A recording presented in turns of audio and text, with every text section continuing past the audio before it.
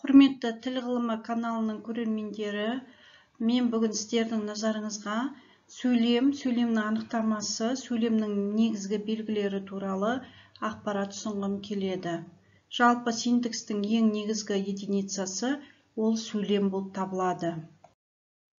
Ғылыми әдебиеттерде және жоғары оқу орындарына арналған оқулықтарда сөйлем дегенге предикаттық қатынас негізінде құрылып, біршама аяқталған ойды білдіретін синтакстік тұтастық деген анықтама беріледі.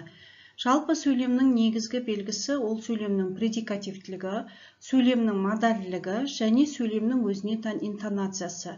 Сөйлемнің предикативтілігі дегеніміз сөйлем мазмұнының пікірдің шындық болмысқа қатынасы. Сөйлемнің предикативтілігі баяндауыш мүше арқылы көрінеді, сондықтан баяндауышты предикат мүше деп те атайды. Баяндауыш пен бастауыштың арасындағы қатынасты предикативтік қатынас деп атайды.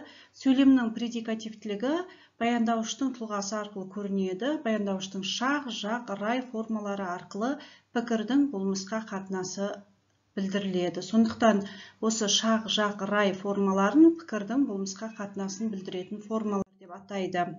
Сөйлемдегі предикаттық қатынас бұл сөйлемнің негізгі грамматикалық белгісі болып, сөйлемнің грамматикалық негізі болып саналады. Мысалға, көл үлкен десек, бұл сөйлем. Көл бастауыш, үлкен баяндауыш. Үлкен бастауышқа қатысты сынды предикативтік сапада атап тұр. Ал үлкен көл дейтін болсақ, бұл жерде предикативтік қатынас жоқ, үлкен анықтауыш қызметін атқарып тұр, анықтауыштық қатынастағы сөз тіркесі құралып тұр. Сөйлемнің негізгі екінші белгісі сөйлемнің модальділігі. Модальділік сөйлеушінің пікірге қатынасы.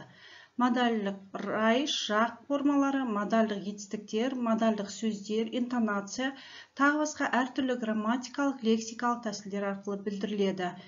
Модальділіктің өзін объективтік модальділік және субъективтік модальділік деп бөлеміз. Объективтік модальділік айтылған пікірдің іске асу не аспауы тұрғысынан шындық өмірге қатысын білдіреді. Ал субъективтік модальділік айтылған пікірге сөйлеушінің көзқарасын білдіреді, оның көңіл қошын, көңіл күйін, тағы сол сияқты қатысын білдіреді. Мен барайыншы, бару әрекетін өзі қалап тұр. Мүмкін сен дұрыс айтып тұрған боларсың. Бұл жерде болжап тұр. Сөйлемнің негізгі белгілері сөйлемнің интонациясы. Сөйлемді айтудағы дауыс манерін сөйлемнің интонациясы деп атаймыз.